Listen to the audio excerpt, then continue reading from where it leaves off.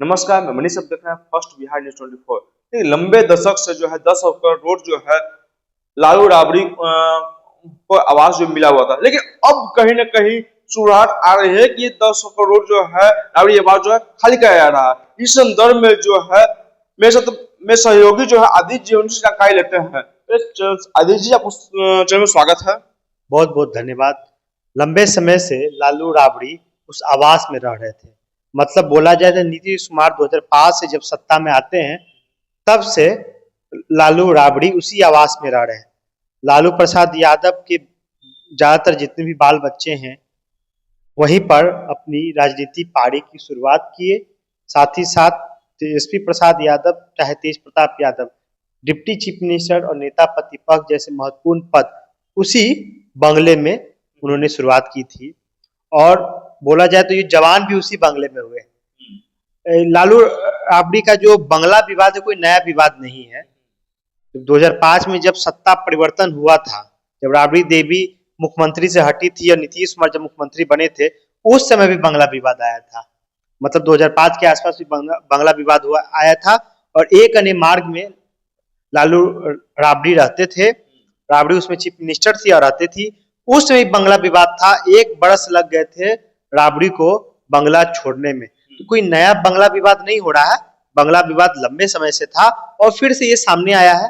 हाँ, अब ये नई बात ये हो गई कि भारतीय जनता पार्टी अपने पूरी शक्ति के रूप में रॉड रूप में आ चुकी है। इस कारण बंगला विवाद बहुत तेजी से बढ़ रहा है। देखिए, बिहार में तो छोटी छोटी बातों को रोज राजनीतिक रूप दे देते हैं। यही कारण है कि छोटा छोटा बात जो है बंगला विवाद एक नया विवाद का कारण हो गया और इतना बड़ा विवाद का कारण हो गया कि कल उनके प्रदेश अध्यक्ष मगनी लाल मंडल ने बयान दे दिया है कि किसी भी कीमत पे बंगला खाली नहीं होगा। मतलब साफ हो गया कि जो बंगला की लड़ाई है वो सामने आ गई है। ठीक है, यही कारण है कि बंगला की जो राजनीति है वो चल रही है। जी, तो अभी आप लोग बोल रहे हैं कि मंगीलाल मंडल जो है प्रदेश अध्यक्ष, आप लोग बोल रहे हैं कि जो बंगला है खाली नहीं हो पाएगा। तो कहीं ना कहीं इसमें तो विवाद अब बढ़ता जाएगा ना। जानबूझ के विवाद बढ़ाया जा रहा है। देखिए, अब कुछ राजनीति करने के लिए कुछ मिल है नहीं, कुछ बचा नहीं है, तो लोग ये बंगला के नाम पर राजनीति करना चाह रहे हैं। जी, अभी लालू यादव के लिए बहुत मुश्किल का दौर चल रहा है। एक तरफ उनकी बहू घर से निकली, देखिएगा बंगला का इतिहास देखिए, उसी घर से लालू यादव की बहू, बड़ी बहू निकलती है। उसके बाद तेज प्रताप यादव की उसी बंगले में शादी होती है। मतलब वही बंगला उस समय था। तेज प्रताप यादव उसी बंगले को छोड़ के गए। अभी हाल फिलहाल में रोहिणी आचार्य उसी बंगले को छोड़ के गए। मतलब मतलब बंगला विवाद का एक बहुत बड़ा कारण था। उसके बाद देखिए ना, अभी लालू यादव उनकी पार्टी चुनाव हारी।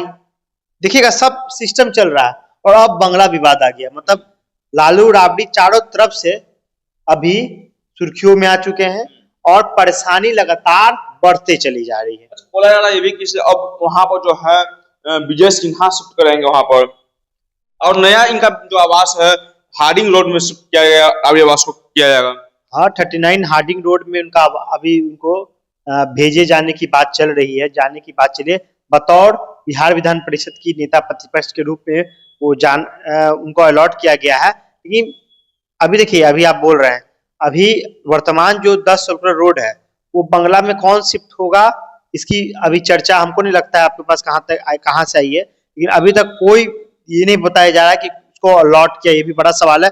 अभी अलॉट करने की बात अभी नहीं चली। हाँ, 39 जो बंगला है, 39 नंबर जो हार्डिंग रोड का बंगला है, वो बेशक राबड़ी देवी को अलॉट कर दिया गया। अब बड़ा सवाल ये है कि क्या उसमें जाएंगे कि नहीं जाएंगे, ये भी बहुत बड़ा विवाद है। साथ ही साथ राजद ने एक और आरोप लगाया है कि 39 नंबर का जो बंगला आप दे रहे हैं, ठीक है, तो जो बंगला में अभी रह रहे हैं वो बंगला में दो मुख्यमंत्री रह रहे हैं, दो पूर्व मुख्यमंत्री रह रहे हैं।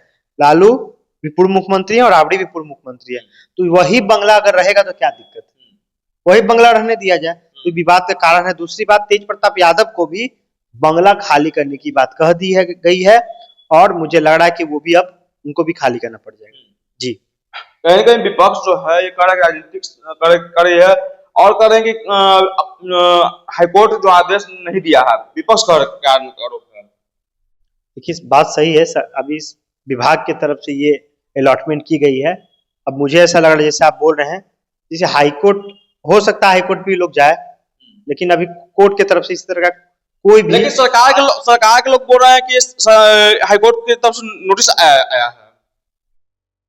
मुझे ऐसा नहीं लग रहा है। हमको तो जहां तक अभी नोटिस जो दिखाई दे रहा है वो केवल और केवल विभाग की तरफ से आया है। तो मान लें कि अब मैंने कि मुख्यमंत्री चाहे लालू प्रसाद यादव मैंने कि अब नहीं वहां से खाली करते हैं लालू प्रसाद यादव, तो अगला का रणनीति क्या करेगी सरकार इससे क्या? सरकार अलग ये कर सकती है कि कोर्ट जाना पड़ जाएगा सरकार को। अब कोर्ट ही का निर्णय के बाद हम, मुझे ऐसा लग रहा है कि लालू राबड़ी उस बंगले को छोड़ेंगे। विपक्ष ये भी कह रही है कि ये तानाशाही कर रही है, विपक्ष सरकार में बैठे ही लोग हैं जो। बेशक तानाशाही है।